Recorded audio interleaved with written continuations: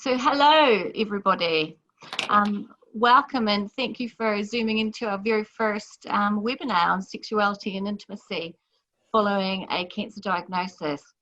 I'm Cindy Coutier from the Southern branch of the Otago and Southern Division of the Cancer Society. So it gives me great pleasure to introduce Claire Greensmith.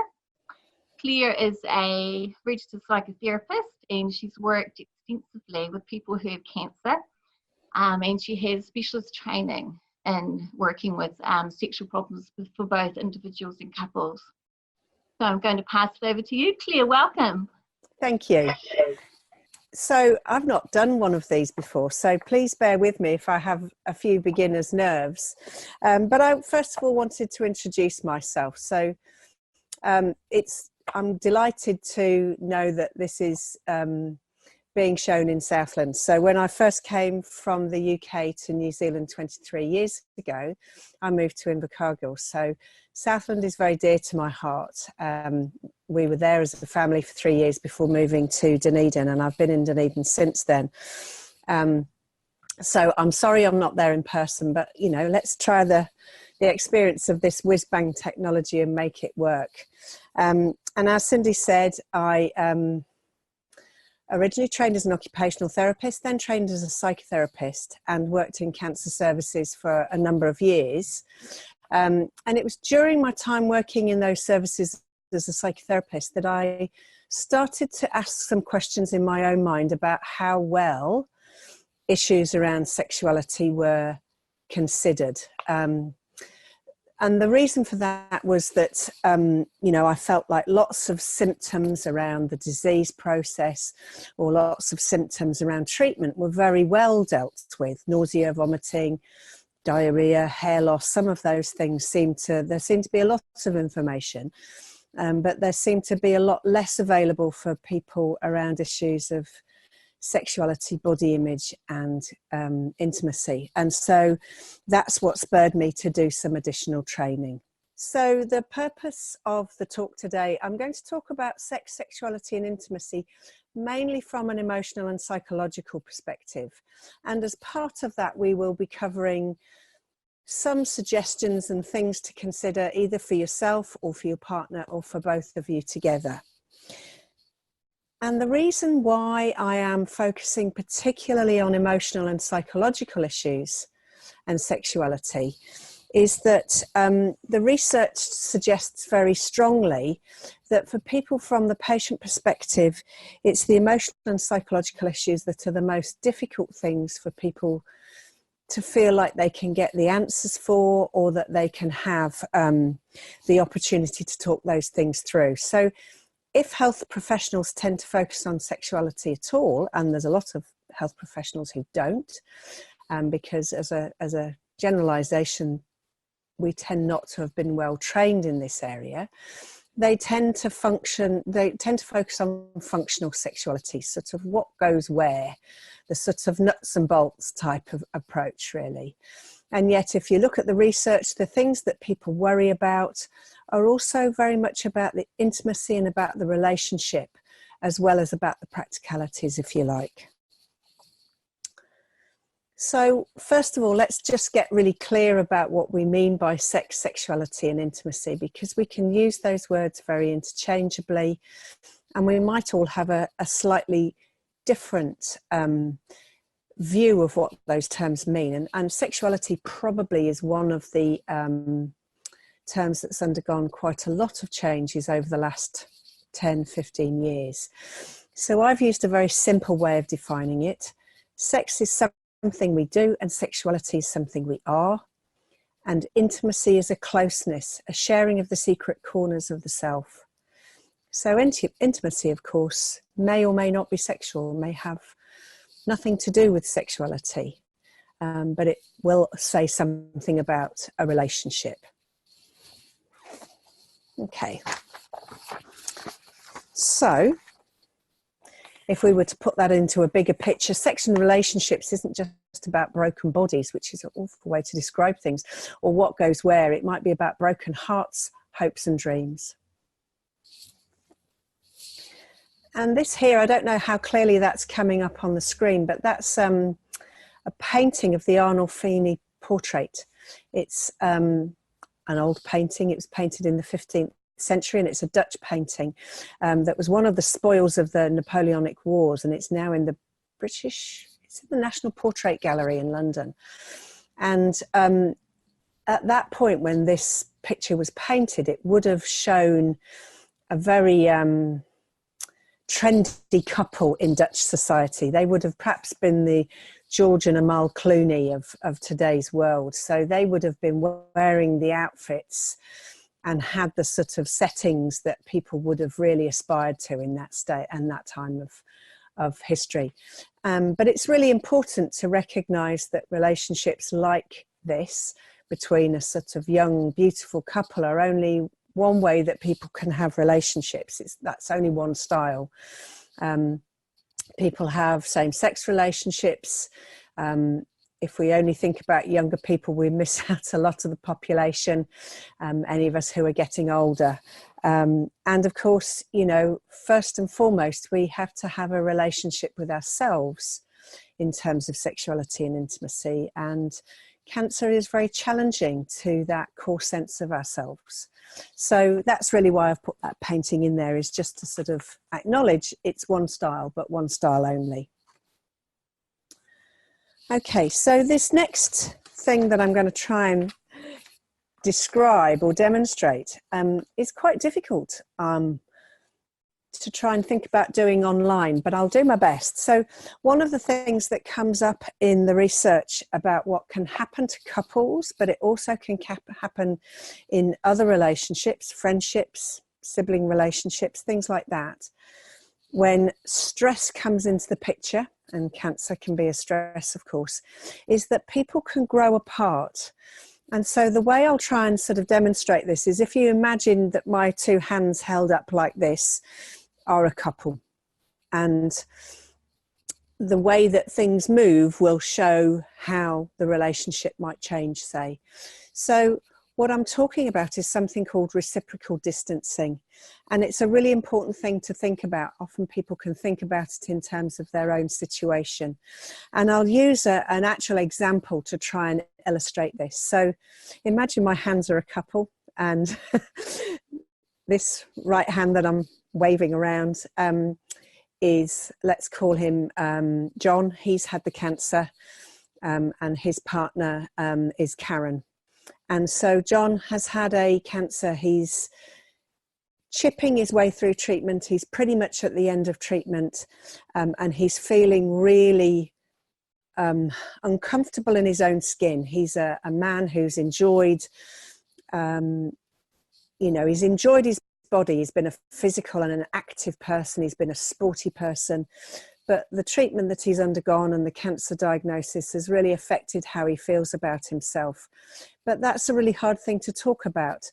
And he assumes that Karen, his partner, perhaps isn't attracted to him anymore, perhaps might be a bit, revolted by him, put off by him. So one of the things that they've always done as a couple is go to bed at the same time. But because he's feeling really uncomfortable in himself, he's wary about getting undressed and getting into bed at the same time.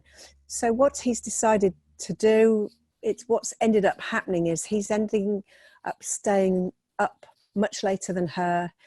He's told himself that, that's better. He'll go to bed after her. And so in effect, he stepped out. Karen, of course, is not unaware of this. So she thinks, maybe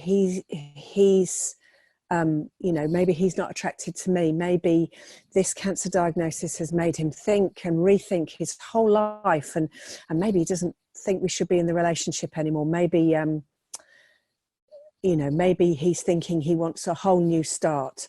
And so she steps out. She thinks, I need to give him some space. I'll step out. Immediately, John picks up on this and thinks, I was right. She said, that's fine that I'm not coming to bed at the same time. And in fact, she doesn't give me a kiss anymore when she first wakes up. I was right. I'm on the money here. And so he steps out again. Again, she picks up on it. She steps out again. And so before you know it, the couple are sitting here, whereas before they were here. but you can, as I say, you can see that in other friendships and other, relationships. It's based on good intentions, but they can go awry. So one of the things that I see in my work with couples is that couples will come in this situation, and then one of the things they might have tried is medications like Viagra and Cialis, or they might have, tried to sort of suddenly get things back on track. But in fact, one of the most important things they might need to do is to look at ways to step back in as a couple. What we know, say, for example, about things like Viagra is that only 15% of people ever go back for a second prescription. So that's suggesting that pills aren't sorting a lot of problems for people sexually. And of course, it can only sort a certain aspect of problems. It only sorts out problems with erections. But often people think a pill will fix things, whereas my encouragement to you is to think about ways that things can move apart or move together as a couple. So I hope that makes sense. I think that's quite an important thing to have in mind as we sort of start off this discussion tonight. And the other thing is to think a little bit about how we learn to be in a relationship, how we learn to be in a couple. And if we think about that, then our first experience of a relationship is our relationship with our parents, but also what we see in our relationship between parents, between grandparents, between wider whānau members. And so, if you like, that's the blueprint that we might follow around a relationship. It's the sort of thing, even if we say, I'm not going to do it the same way as them, that's still the blueprint that we might follow. And the other thing, of course, is that there is no way to be prepared necessarily to be in a relationship. We learn about being in a relationship by being in one. And, we learn by trial and error. Another way of thinking about sexuality and cancer is to think about what's been referred to as the Maori Model of health, because it was developed by the Maori researcher Mason Jury in 1994. It's not a new model, but I think it has a lot of value when we're thinking about sexuality and intimacy. So Te Whare Tapawha, the house with four sides, it recognises that health issues can have many components to them. There's four sides. So there's a psychological component, a family component, a physical component, and perhaps really very importantly, there's a spiritual component. And if you think about a lot of Western models, then they tend to perhaps overlook the spiritual component. And yet, when people talk about intimacy and sexuality, when they talk about relationships or how they feel in the core sense of ourselves, then spirituality is a part of that. So it's just another way of thinking about things, another way of picturing things. Okay, so moving on, talking about myths. I think that's an important thing to think about in terms of sex, sexuality and intimacy, that there's a huge amount of myths within society, within the media, around sex and sexuality and how things work. So I've just decided to be sort of really upfront about some of the myths that I think that are around. So the myths about sex tend to be that we're beautiful and desirable as defined by the media, which of course is perhaps an impossible ideal that we can't necessarily fulfill. You very rarely see, even now, depictions of same-sex couples or same-sex relationships within the media. And I think particularly for older couples, and if you think about cancer tends to affect us as we get older, then particularly Western attitudes are extremely negative about the sexuality of older people, and older women are perhaps particularly invisible. They say and this isn't to do with sexuality particularly, but older women make the best burglars because nobody ever notices you, which is a bit sad. But it's very hard for people to feel sexual as older people without, you know, some of the terms we have for older people are quite disparaging. Somebody being like a dirty old man or a cougar, that sort of thing. There's very few portrayals of sexuality with older people that are very positive. Certainly, I think for people with health problems, there is the idea that if you have a health problem that you're not sexual, and if you have a disability that you're not sexual as well.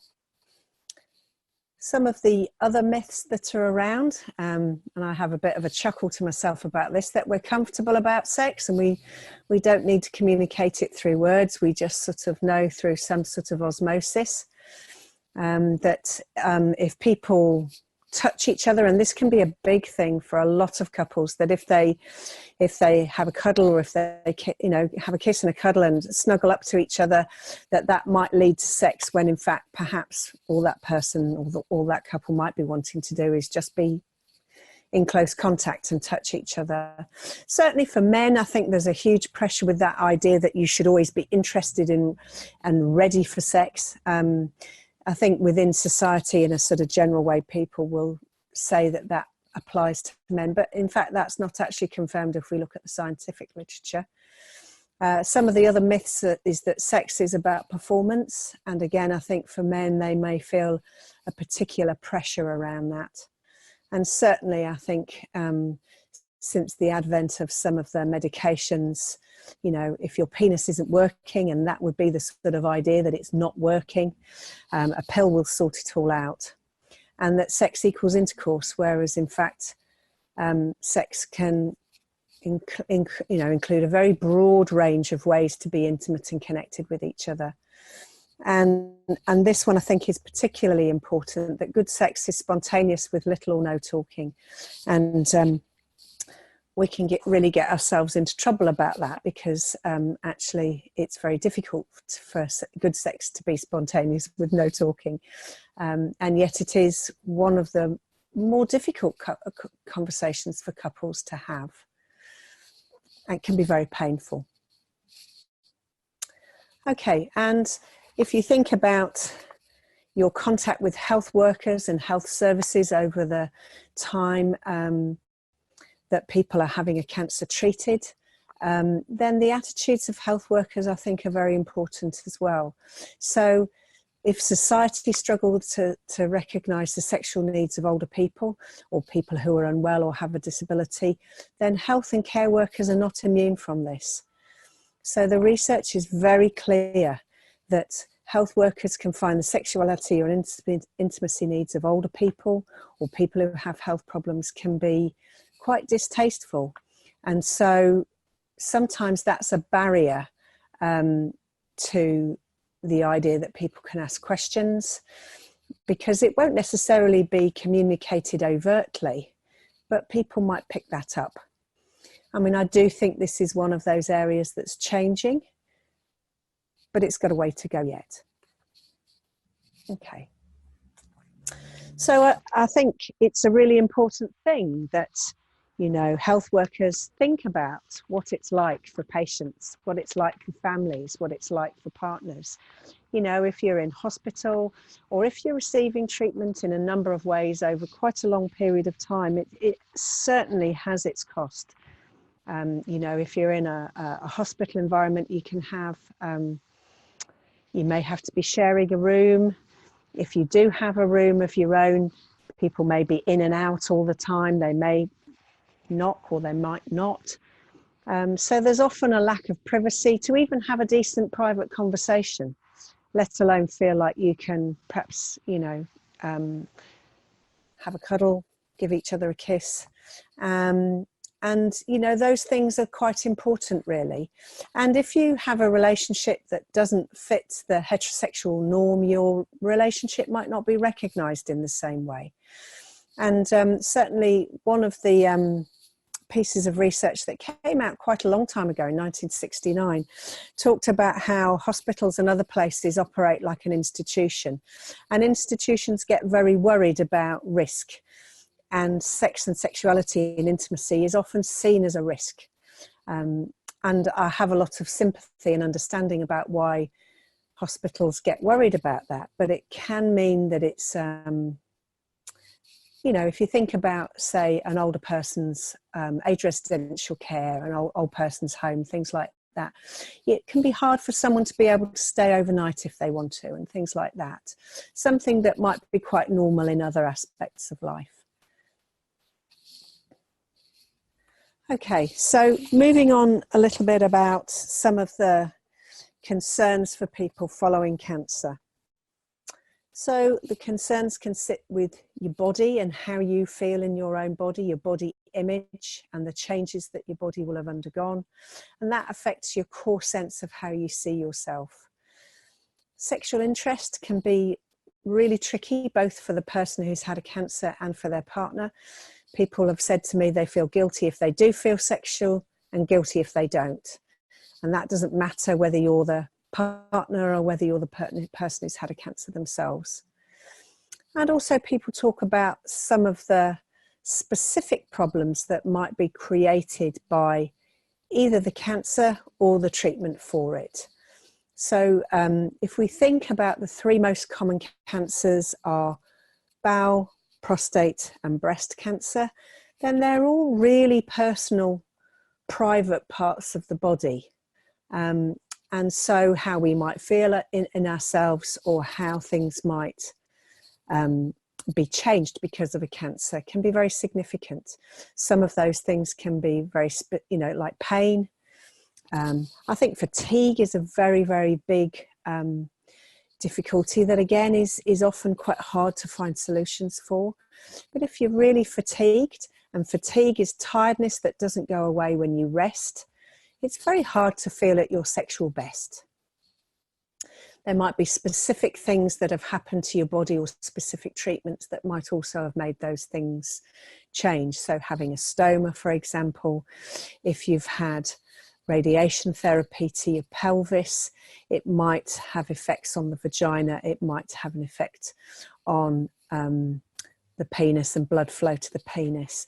If you've had chemotherapy as a woman, then that might have put you into menopause.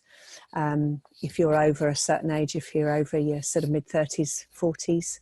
And if you're a woman who's had breast cancer and you're having hormone treatment, then you might experience vaginal dryness. And that is a problem that has very definite solutions, but you might have to go hunting to find them.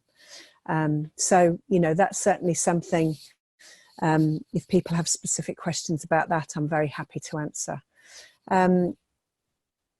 There was another thing there that's just disappeared out of my thinking, so hopefully it will come back. There was another one I was going to say, but I'll move on and hopefully it'll come back to me. Okay, so I also think it's worth recognising that if you're a younger person who's undergone a cancer, and I've got no idea of what the audience age is, either people sitting in the Cancer Society rooms or people who've joined the webinar in other ways, there are some specific difficulties around being younger and living with health problems and a cancer, because in a way, some of the effects of the cancer treatment can mimic the effects of aging. It can sort of fast track you. Say if you're a woman in your 30s and you have chemotherapy and it puts you into menopause, then that will put you into that situation at a stage of life where you'll be far younger than you know, your peers who won't be going through those things. So it puts you out of step potentially with your friends, your family, other people going, you know, who are the same age as you, and also your partner. It can create a mismatch between yourself and your partner. If you're sort of struggling with some of those things and you see your partner not being affected by them in the same way. If you're a little bit older and you're going through some of those changes, that may be less impactful for you as a couple, because actually your partner may have some health grumbles of their own, or they may be matching you in that age and stage of things. So the impact might be a little bit different. I'm not saying it's necessarily easier, just perhaps different. Okay. I think whatever age you are, whatever gender, whatever your circumstances, coming to terms with changed health, and a cancer is a change in your health. It's a grieving process. We have to come to terms with what's changed in our life, what we might have lost in terms of how we've seen ourselves. Even if our prognosis is very good, I still think that is part of the picture. And it might take a while to see what the new picture looks like, what life is going to look like afterwards. Often people will talk about a sense of there being a new normal after a cancer diagnosis. And, you know, for myself, I've had a cancer. I have a really definite sense of what that's like for me. It was definitely a process where I had to work through quite a lot of assumptions in my own mind. So I think that's really important. It takes time. And certainly when you think about reframing yourself as a sexual person, perhaps after a cancer treatment's finished, is that it's something that people tend to think about maybe 7-8 months after their treatment's finished. It's not usually the first concern that people have with a cancer diagnosis. First concern for people is survival and feeling like they have a life ahead of them. But as time goes on, it's something that may come into the picture after treatment's finished and as you're navigating that next stage. One of the other ways to think about cancer, particularly if people have a metastatic cancer that's being sort of managed over a longer period, is to think about it as a chronic illness. And again, we tend to sort of come up against societal attitudes again, where people might be seen as asexual. Society tends to put people with chronic illness into a particular category. And again, I think that's changing, but it could go a bit faster. It could change a bit more quickly. And if you are perhaps in a position of providing quite a lot of care for your partner, then that has an impact on the relationship as well. And certainly if we look at the research, it suggests that maybe women may feel a bit more affected by that than men.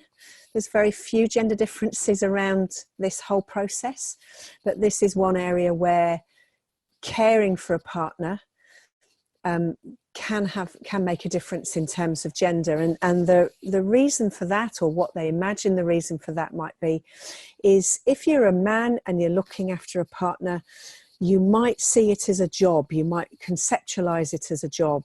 And so in a way, it allows you to see your partner as a sexual person in their own right, in just the same way as they always have. For women, they may be a bit more likely to associate care work with, it might have a reminiscence for people around childcare, because, you know, even in these enlightened times, women might still be doing perhaps a bit more of the childcare work. And then if you make that link between childcare and caring for a partner, that can be very difficult around then seeing your partner as a lover. And the reason I'm talking about that is, my view is that that's possibly quite important to just flag as a possibility. And that's something then that people can think about in their own mind. Okay, so just to sort of move on a little bit to think a bit about the sort of nuts and bolts you might need for a positive sexual relationship, because I am wanting this webinar to get people thinking, but also to provide some practical steps to help people think as well about their relationships and how they might want things to be.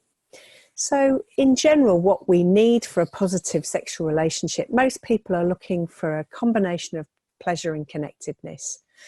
And in order to be able to think about that, it's useful to think of it in three areas, thinking about information and knowledge, emotional skills, and body awareness and comfort. And by no means am I the clever person who's come up with that. That's some work by a chap in the States who looked at a lot of this work in 2014. All of the stuff that I'm trying to talk about, I am thinking about where's the evidence to back what I'm saying. That feels important. Okay, so if we think about information and knowledge, we need information and knowledge about our own body and about our partner's body. One of the things that happens when we first sort of start to be sexual in our sort of lives is that's a sort of process of discovery, perhaps in our teens and our 20s, however old we might be. And of course, when health changes the picture, then that's another process, looking at the effects of aging and illness. And as I say, particularly thinking about some of the cancer treatments that might mimic the effects of aging. And that's why I'm sort of talking about that. You know, it might apply to you because you're getting older, or it might apply to you because you've had treatment that makes the body have some of those same effects. We also have to understand the effects of alcohol or other substances. I think it was Shakespeare who said it increases the desire but takes away from the performance when he was talking about alcohol. So we've known about the effects of alcohol and other things for generations and generations. The other thing is that we need to have realistic portrayals about the way that most people have sex or what most people's bodies look like. And that, I think, is very tricky because it's very difficult to see realistic portrayals of people's bodies and realistic portrayals of sex in mainstream televisions and films. And if you look at pornography, it's even less realistic. So, you know, that's actually a really hard call to sort of find those things. And we can get influenced by expectations that are around there in the ether. But it's important to think about those things because it puts our own wishes and desires and thoughts into context. We need to have emotional skills. That means that we have to understand ourselves and our partner. We have to be able to sort of tune in to understand how we're feeling and to be able to imagine in some way what we think might be going on in our partner. And creating a relationship where going to bed with this person makes sense. It might have always made sense to you before, but when you've had a cancer crop up, you might have to rediscover that. We might have to be able to reassure ourselves or soothe ourselves when we feel insecure or lonely or uncertain in a relationship. And in a way, trying not to assign a negative meaning, almost not taking things too personally if things either happen or don't happen sexually. They're quite challenging things to try and do at a difficult time, but very important. It's also really important to understand some of the messages that you grew up with.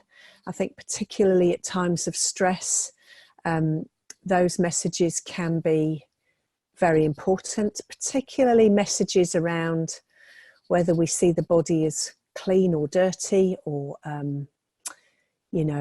whether we had particular messages growing up about sickness or health, particular messages about size, shape, weight, attractiveness, that sort of thing.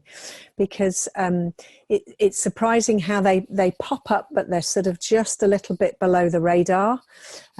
I always imagine it in my mind, those things happen a bit like if you watch BBC News or CNN News, where there's the person speaking, but there's a sort of strap line along the bottom of the screen. It can work a bit like that. You're not fully conscious of it, but it's sort of there affecting you. So understanding those messages that you've grown up with, or that messages you may have from previous relationships, those sorts of things are very important. And we have to be able to cope with closeness and intimacy, and that can feel a challenge. when we've been through a very big process in our lives. And part of being able to be sexual and be intimate again is being able to be playful. And that can be hard when we've been through something that feels very serious. And a big one, I think, is the last one on this slide, which is, can we put time aside for the relationship and sex in the way that we put aside things for other things in life? And people will often be really meticulous about scheduling times that they go to the gym, or times that they go and visit their mother, or times that they take their library books back, but they expect the relationship and sex to run on spontaneity and snatched sort of time, really. So, you know, there's nothing wrong at all with scheduling time to be close, to be connected, because it is one way of making sure that things happen. And certainly, again, in the work that I do with couples when I'm working with them in therapy, is I might say, you know, if you're expecting it to just happen, it won't. You might have to schedule this just in the same way as you schedule other things in life. And just doing that can make quite an important difference to people. I'm going to talk a little bit about body and boundary awareness, because I think that's important as well. Often when people have undergone changes in their health or treatment, things like that, we can lose a bit of trust in our body. We can feel like it might have let us down, and that some of the treatment might have had aspects of it that were unexpected and unpleasant. And so we have to find a way of sort of making friends with the body again and trusting it again. Often, particularly if some of the treatment has felt a bit messy, that can be difficult, because of course sex and intimacy can feel a bit messy and untidy as well. So we have to find a way of being able to be okay with that. And in a way, when we're thinking about being intimate with somebody, when we're thinking about being more close and connected, when we're thinking about being sexual with somebody again, it's trying to think about how you can invite somebody in a way you're choosing to let somebody violate a boundary and get closer to you. And so that's usually the way I would encourage people to think about it, is how you can invite your partner to get closer, how you can invite your partner in, both emotionally, psychologically, and physically. And also, can you stay emotionally present during that time? Particularly if you've had a lot of stress, that can feel harder perhaps than it did before. Just an extra couple of things on here, really. I think this is important for everybody to think about. Whatever we're doing in society, whatever job we have, whatever family situation we're in, you know, New Zealand unfortunately has very, very high statistics around family and domestic violence, and we have to think about boundaries when we think about those things. So, you know, if the boundaries outside of sex are not respected in the relationship, you know, if there's tough things happening generally in the family and perhaps in the relationship, it's much, much harder to lower those boundaries in order to be sexual. And it is important, it's really respectful for everyone to feel like they can say no, and that no is okay. And can you hear no? Can you take no for an answer? If you can't, then let's be honest, that's coercion. And that's, I think, a very important thing for us all to sort of just be aware of as citizens in New Zealand with the statistics that we have. Okay, so again, some more sort of practicalities from Marty Klein, who I do think has some useful things to offer. And I've just noticed a spelling mistake in the slide on relationships. So 5 crucial skills to help relationships and connection. Comfort yourself when you're frustrated. Give your partner the benefit of the doubt. When hurt, redefine the other person as uninformed rather than uncaring. Imagine how you sound to your mate or your partner before you say something. and strive to understand before being understood.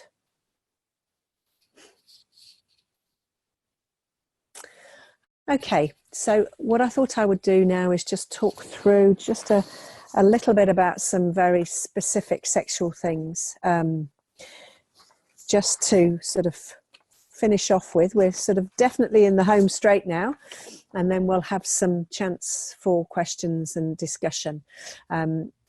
It felt important for us to have a sort of structure and a presentation, but I also wanted to allow plenty of time for people to either type in questions or to be able to convey questions to Cindy, so that there's an opportunity for a discussion.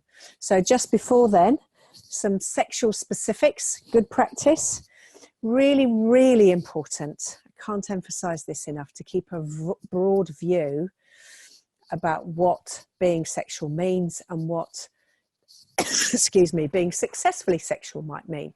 Let's not just think about it as intercourse, because there's many, many ways excuse me, that people can be sexual, and particularly for a lot of couples, as they get older, then intercourse may be far, far less important. Intercourse may be less important at the beginning of your sexual life, and it may be less important at the middle and onwards in your sexual life as well. There's, you know, it certainly has its place, but we need to think really broadly. Try and encourage yourself to find ways to find out more, rather than see something as a right or a wrong. So if the two of you try something, perhaps doesn't go as well as you might have expected, rather than thinking it's gone wrong, thinking of it as a way to have found out a little bit more and to give you some more information to go on. A really important thing is to think about arousal rather than performance, thinking about what works for you in terms of arousal, what core conditions you need to have in order to be sexual. You might need to feel like you're well rested, that you don't have any pain, that you know that no one's going to come around and bang on the front door, and that you both had a chance to perhaps have a hot bath or a shower, or some of those things that will relax you. You might want to feel like you have, I don't know, something nice that you share together as food or drink beforehand, those sorts of things. What are those core conditions that will help you set the tone or set the mood? And if you're thinking about arousal, one of the really important things that helps with arousal is time, allowing time. And both for men and women, I would also suggest that people use a lubricant, because lubricant particularly helps with arousal. It particularly helps increase sensation. So if you've had chemotherapy, which may have affected your peripheral nerves, and the genitals can be affected, not very often, it's quite rare, but people will often know that they might have tingling in their hands and feet, but sometimes they might have tingling in other parts of the body as well. So anything like lubricant that helps increase sensation is helpful. And if you think about things as a performance, you get back into that idea of right and wrong, pass and fail, and I think that's a very, very difficult thing, a very difficult part of the picture. Be aware of whether you need to come closer together emotionally, and that goes back to that idea of my hands trying to represent a couple, talking about reciprocal distancing, where people end up a long way apart. You have to look at ways that you can step in together in order to be sexual. It's going to be very difficult if you're in this position here.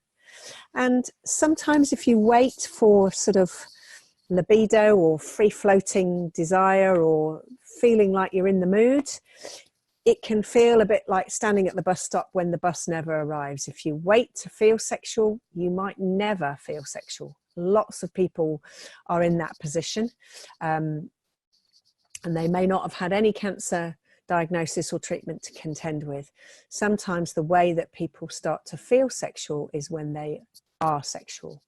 That's when, you know, in a way you have to, the behavior comes first and the feelings and the desire might come along afterwards. So I think that's important to mention, because that's often something that people worry about. And just as the last slide, any questions or comments? After an active sex life and 32 years of marriage, being told that sex could be a problem for them was a big blow. The wife of this prostate cancer person assumed that physical sex was important for the husband, so she was looking at it from that view to begin with. But then when she got home, she found that hormone treatment had actually taken away the urge for her husband. He didn't feel any desire. Yes. They come from a low-income family, so expensive scripts for erectile dysfunction medications was causing arguments. I think her main question is, how do the feeling of friends with no benefits be resolved? Okay. I think that's a really great question. So thank you very much for putting that question in. I realise it always, involves a degree of honesty and that can feel a bit exposing. So this is a great format actually to be able to ask questions and be able to sort of do that safely, really. So first of all, I do want to just acknowledge that, having a prostate cancer and undergoing treatment for prostate cancer is one of those situations that can cause some specific consequences, if you like. So if we just first of all sort of deal with that, and then I'll come on to some potential ways forward. In terms of the treatment, if you have surgery for prostate cancer where they remove the prostate, then that will cut through nerves as part of that surgery. They are getting much, much better at carrying that surgery out in a way that protects the nerves.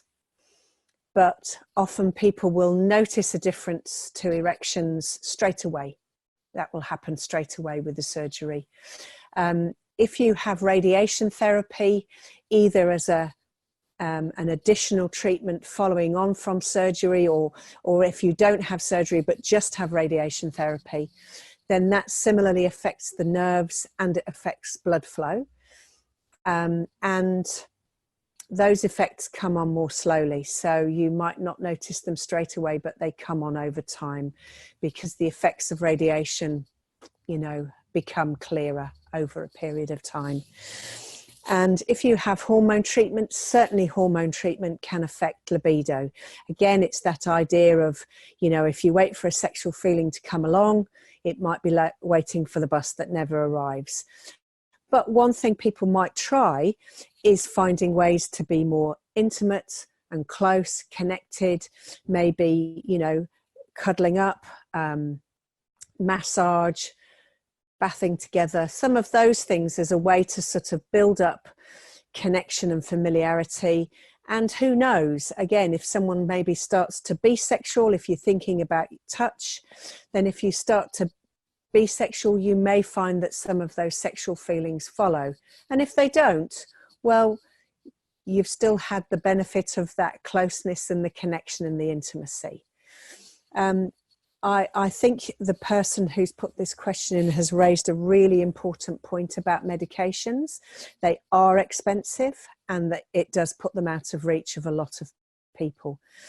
So what I would suggest to people, if they are, one of the things that I have heard quite a few patients who've come through who I've seen have said that nobody's ever told them about things like vacuum devices.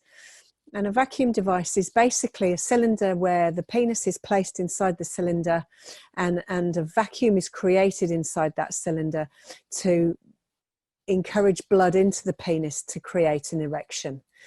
And once that cylinder is removed, a sort of a ring, a bit like a sort of hair tie that you would tie if you had a ponytail, is put onto the base of the penis to keep the blood there to maintain that erection. I have had a lot of couples who've perhaps tried a whole range of things and then thought, well, maybe intercourse is completely off the menu for us. I've had a lot of people find that vacuum devices have worked very well for them. So I would encourage everyone to keep a broad mind about that, or an open mind about that as a possibility, because they're they're a tried and trusted method. But often, health professionals may be a bit wary of suggesting them, because they'll say, oh, well, they're not very spontaneous and there's a bit of fiddling around. But in terms of the other option, which would be maybe injections, then people find them a lot less fiddly. And if you find one that works for you, I would say don't buy the cheapest that you can. Don't buy the Rolls Royce. Go for somewhere in the middle, and practice.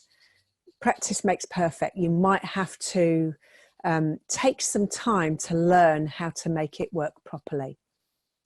But I think that can be a very good solution for people, and I've worked with quite a few couples over the years for whom that's made the difference between being able to have a intercourse again following prostate cancer.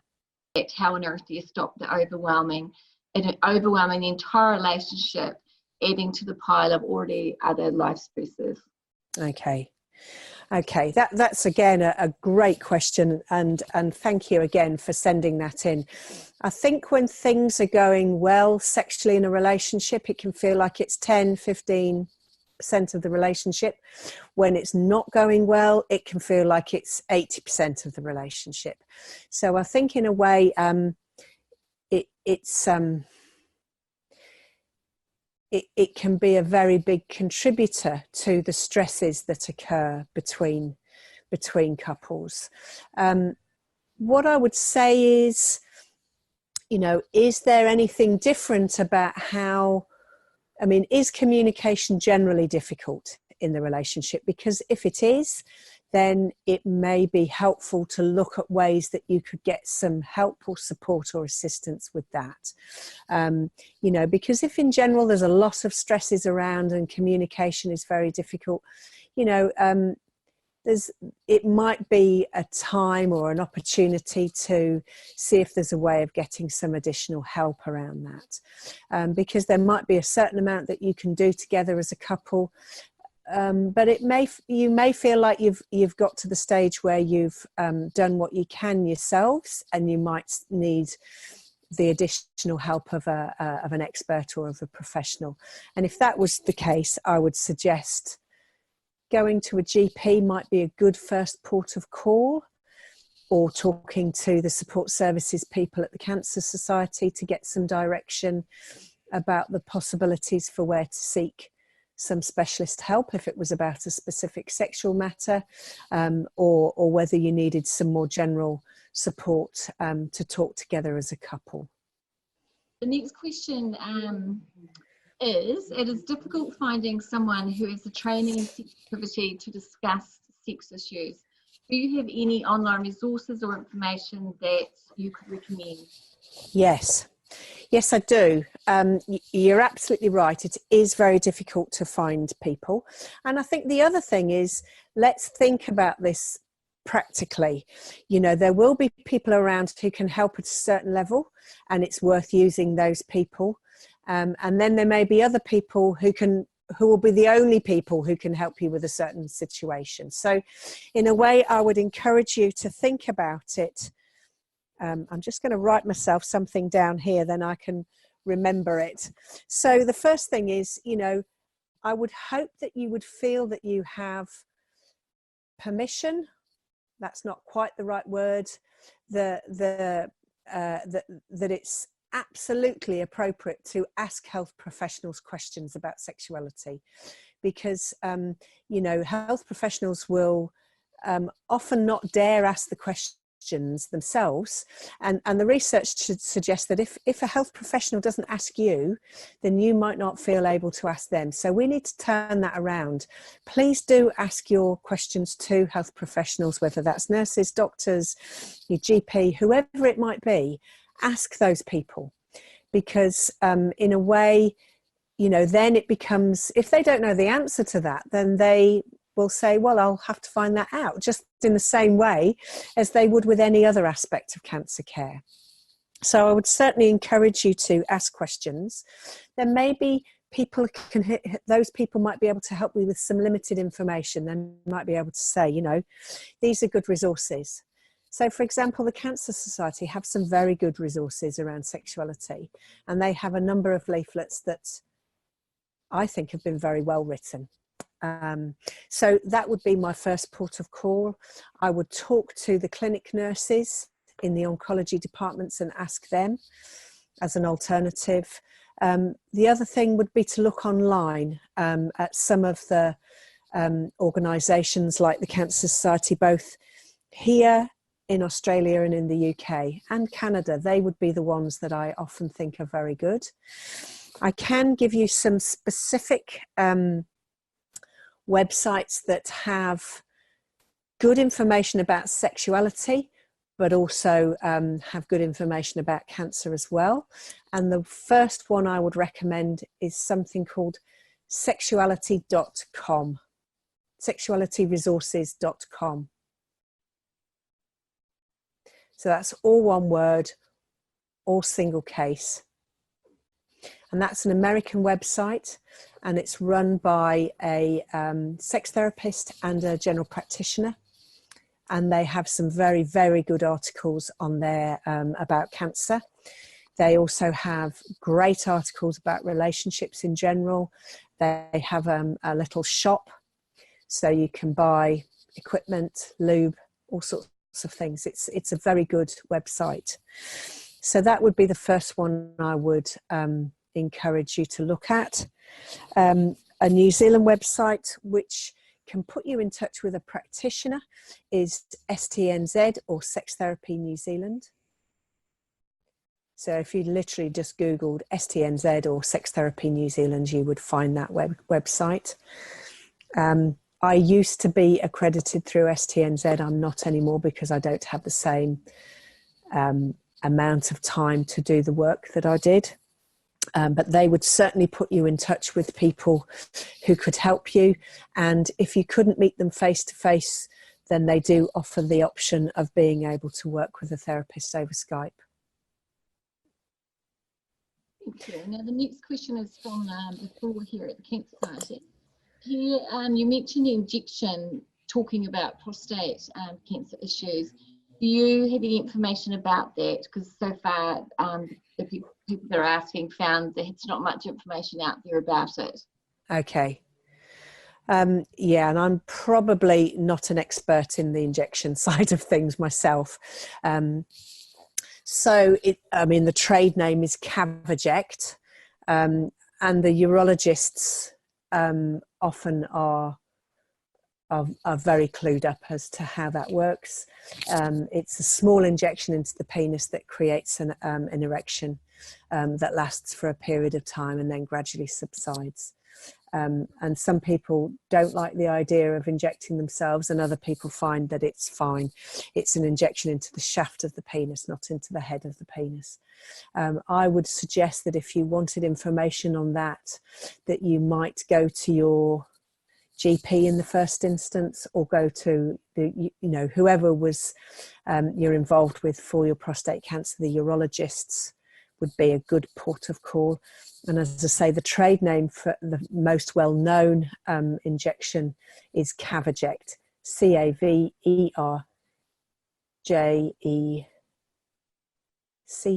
I think.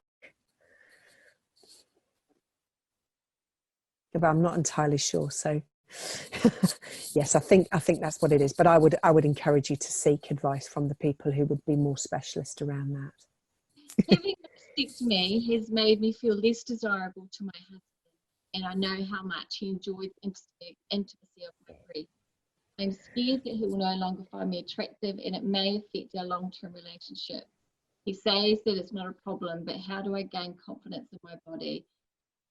Again, where I am the barrier to us having an active sex life. Okay, yeah. So I think this relates to that idea of how can you find a way of coming to terms with those changes in your body? How can you make friends with your body. Having mastectomy is a very significant procedure to have done. It can feel very, it can feel huge for a woman to lose a breast. So I think it's worth, trying to look at ways where you feel good in yourself, find ways to sort of appreciate other parts of your body and to see them as attractive and that you're alive and healthy. You might feel better if you, are able to dress yourself or position yourself in a way where you feel like you're less conscious of the scar or the lack of the breast. And I guess the other thing I would say to you is, would you trust your husband to tell you the truth? I mean, would he normally tell you how he feels about things? Is he normally letting you know how he feels? Because if he is, then in fact, it is important to honour his point of view, even though it may not be your own, because it is possible for him to have a different view to how you're feeling. And again, I think the way to proceed really is to look at ways where you can come to terms with the changes, look at ways where that can feel a bit different for yourself, but also not withdraw from being able to be close and connected. And I think it's one of those things that, in a way, the less often you're able to sort of touch and connect, the harder and the more awkward that would feel. So the more able you are to try and sort of connect and touch, I'm talking about intimacy rather than being specifically sexual to start off with, the more often that you're able to do that, in a way you train yourself to be less anxious and less uncomfortable about it. But again, I think it's one of those things that if you feel like you aren't making headway, it is worth seeking specific or expert help. And one of the things that we know about sexual concerns is that most people wait for at least 2 years before they raise it with a health professional and seek help. And I would suggest to you, if you possibly can, and for anybody else who's asked questions tonight, please don't wait 2 years. You really don't need to. Had cervical cancer caused by sexually transmitted diseases while in a long-term relationship. Can you give any tips on how to overcome the fears of sex intimacy and the fear of developing vaginal or other cancers through sex? Okay. Again, that's a very, very good question. It's a huge question, isn't it? Because I don't know. In that question, for me, there feels like there's lots of layers to it. That there's maybe questions in your own mind about how you might have acquired the virus, and maybe questions around trust. It also sounds like, you have questions about, excuse me, your health going on from here, and whether you can trust perhaps the surveillance that you're undergoing from here on. So I think being able to think about those questions, again, being able to make friends with the body, to see if there's a way to be able to feel as okay as you possibly can in yourself. Those things are very, very important. There are very specific things that people might have to do a little bit differently when they've had cervical cancer. If you've had the cervix removed, the vagina may be the vagina may be shorter than it was before, and so you would need to be thoughtful with your partner about, if you're going to have penetrative sex, to make sure that you were in a position where you could control the depth of penetration. I would certainly recommend that you use lubricant, and in fact I would recommend possibly that you use a couple of sorts of lubricant, because not all lubricants are the same. Some are cushioning and some are lubricating, are slippery, and some are moisturizing. So the cushioning one, which you can buy in the supermarket, is KY Gel, which is a very old brand. It looks very medical when you see it in that little cardboard box on the shelf, but it's very good because if you put some in your hand, it sits there like a little blob. It's cushioning. So if you've had radiation therapy or surgery to the vagina, it's very helpful for that point of view. But it's not very lubricating, it's not very slippery. So I would suggest that you use, if you used some KY gel on yourself, that helps you feel cushioned. If you then got your partner to use something that was more slippery to help with the lubrication side of things, then an example, the good brands that you could use there are Silk, which you can buy in any chemist, and that's made out of kiwi fruit, so it has a very slight green tinge. But if you put a blob in your hand, it wouldn't sit there as a blob, it would run between your fingers. It's a much thinner consistency. Silk is good. KY Ultra Gel as opposed to KY Gel, that's another good lubricating option. And the one that I think is probably the best of all that you can buy from Fish Pond is called Liquid Silk. So the other one that's called Silk is SYLK, and Liquid Silk is just Liquid Silk. It's silk with an I. And that's both moisturizing and lubricating. So it's a very good multi-purpose lubricant.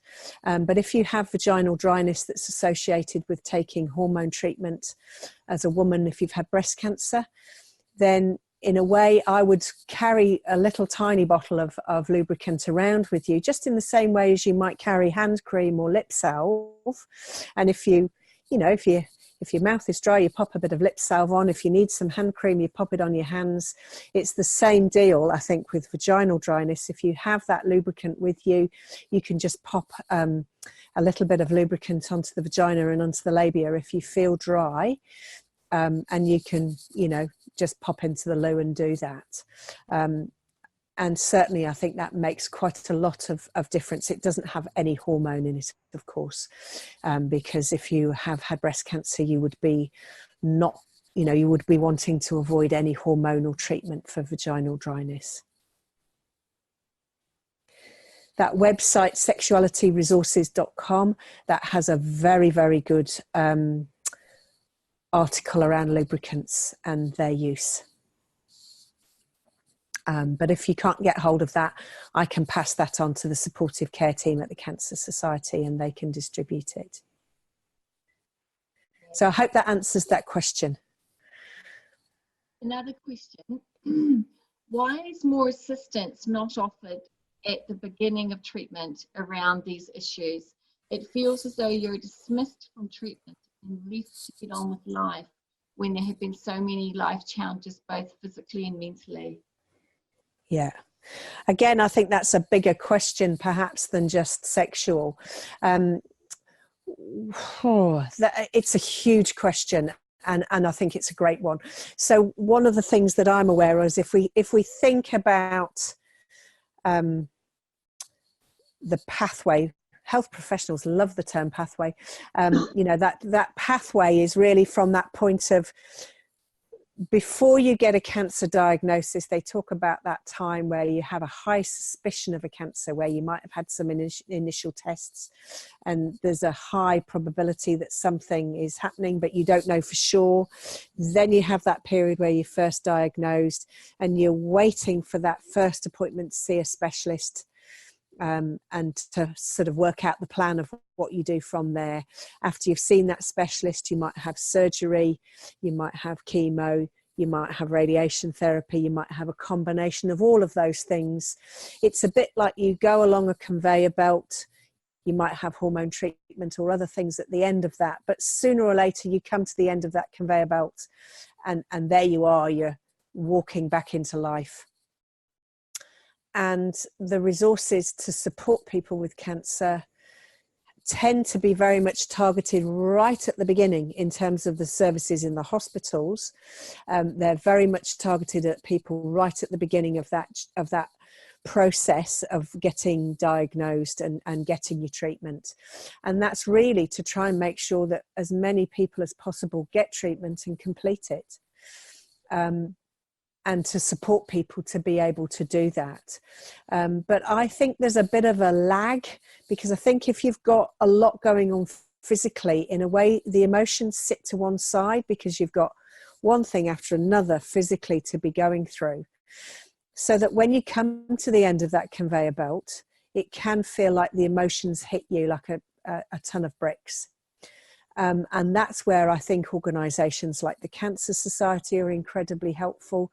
They have the programs that they have around living with cancer, the survivorship programs that they have, the access to counselling and support, maybe some of the group programs that are available. The Breast Cancer Foundation, if you have a breast cancer, they are able to offer a limited number of counselling sessions for people. As similarly, I think, for the Prostate Cancer Foundation as well.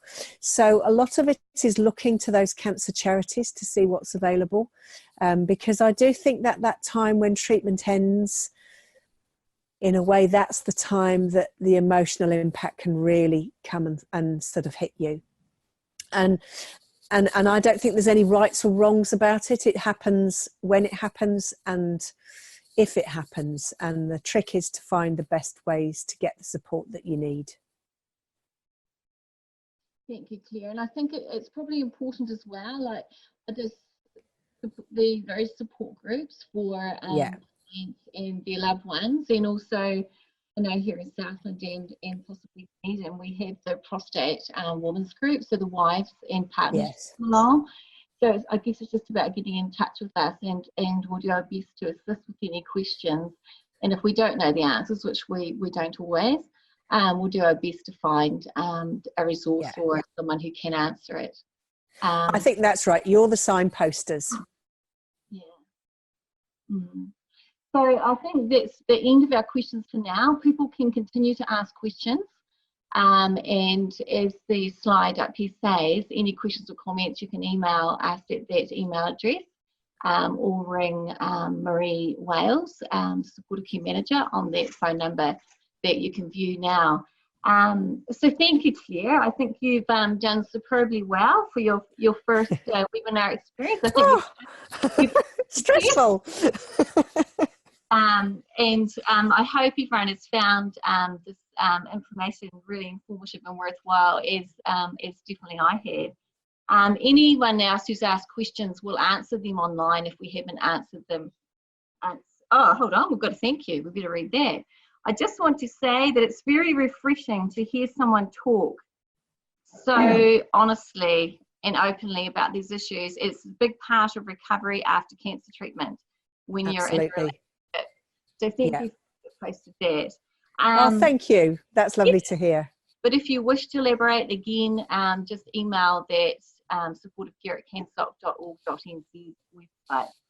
So any additional comments about the webinar, any things you think we can do to improve, any other topics that you may like us to cover, feel free to get in touch with us. So again, thank you, Claire. My pleasure. Done a wonderful job. So thank you. Go well. Enjoy the rest of the evening.